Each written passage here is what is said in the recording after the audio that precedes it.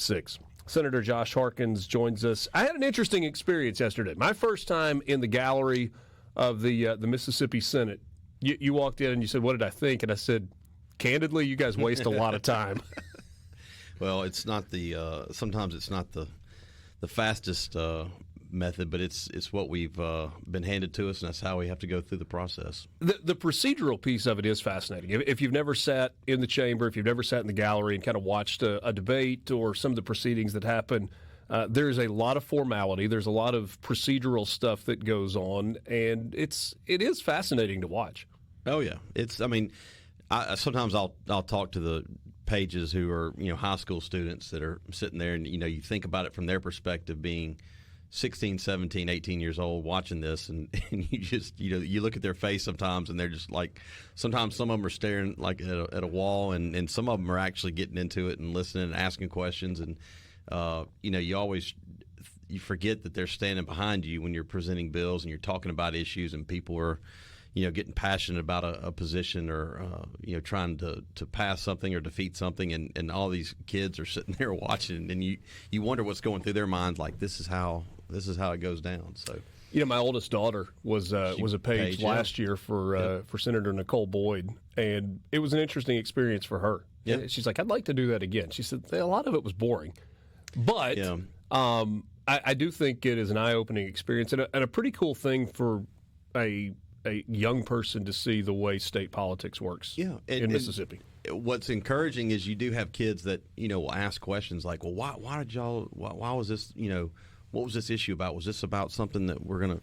They'll go into their questions from their perspective with their limited knowledge of life and their experiences. But to see kids interested and to see them kind of getting into the debate on the floor, sometimes a lot of this is over their head. And, but to see them, sometimes it's over my head. Yeah, but to see them actually interested in it, and when you talk to them and you explain to them. When I have my pages come in, I usually on Thursday will take them to lunch and we'll sit there and I'll ask them questions or let them ask me questions on what happened over the week, and it's encouraging that some of them are really interested in it, and hopefully one day will be future leaders in our state. As just kind of a point, how do people do that?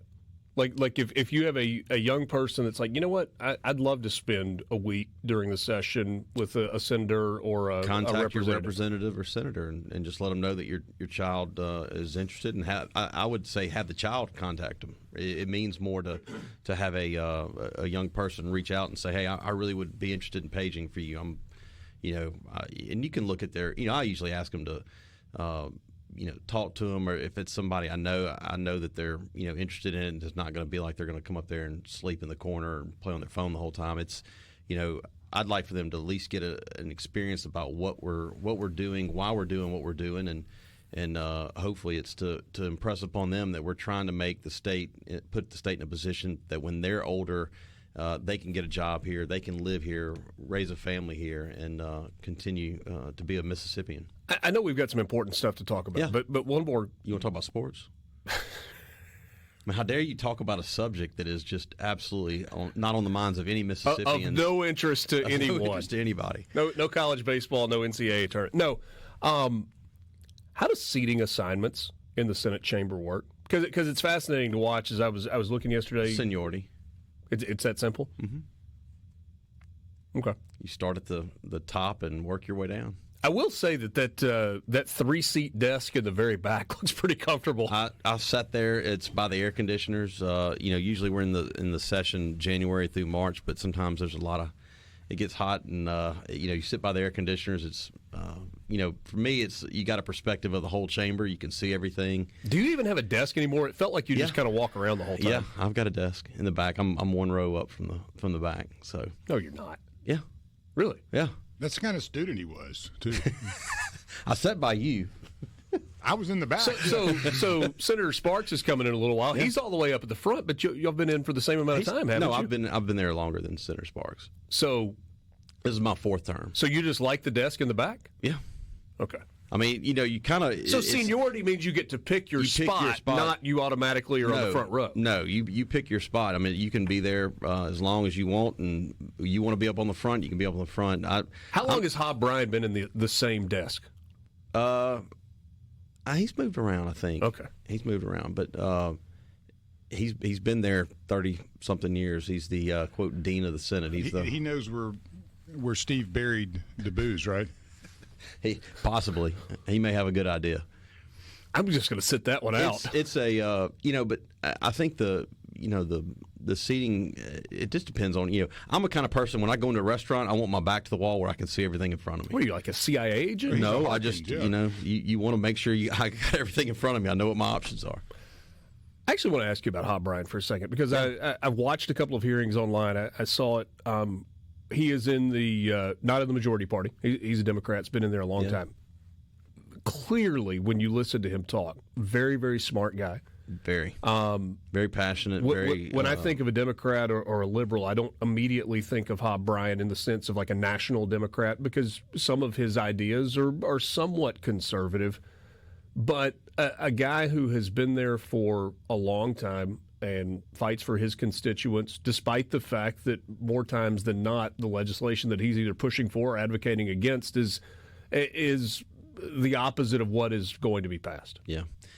Look, he's. I've always had a good relationship with Hob in the sense that you go and talk to him and explain your position. He may disagree, and he may give a very passionate and eloquent speech or a tirade, depending on which perspective you have against it or for it. But the one thing you can't deny is Hob is he puts a lot of effort and his heart is in the right place, and that's all you can ask for. I nothing but respect for Senator Bryant.